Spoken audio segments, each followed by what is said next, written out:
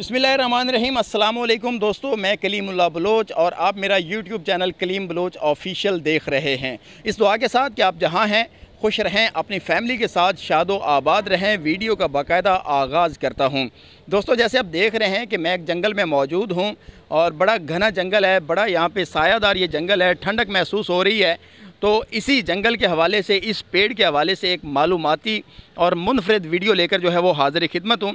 तो जैसा आप देख भी रहे हैं कि जंगल के दरमियान में एक ट्रैक मौजूद है, एक सड़क है, बड़ा खूबसूरत नज़ारा है, ऐसे लगता है जैसे कोई फ़िल्मी सीन हो।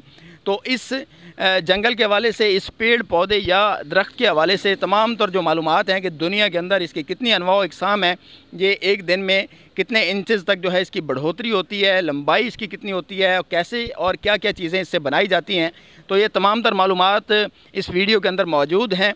तो मेरी आपसे गुजारिश है कि वीडियो के साथ शुरू से लेकर आखिर तक जुड़े रहें, ये आपके लिए बहुत ज़्यादा फ़ायदेमंद साबित होने वाली है। तो आइए देखते हैं ये वीडियो।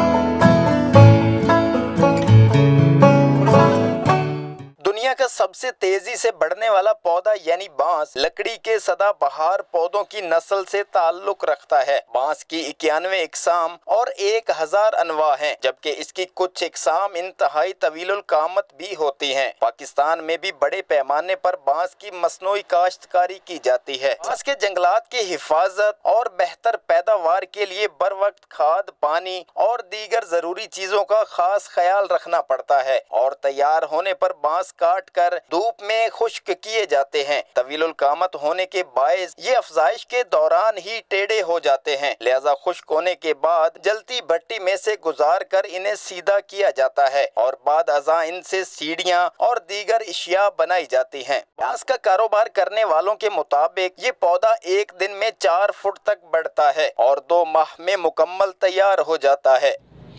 जी तो दोस्तों, वीडियो आप मुलाहिज़ा कर चुके। आपको ये वीडियो कैसी लगी कमेंट सेक्शन में मुझे ज़रूर आगाह कीजिएगा और आपसे गुजारिश है कि मेरा यूट्यूब चैनल ज़रूर सब्सक्राइब करें ताकि हर आने वाली अच्छी वीडियो आप तक पहुंच सके।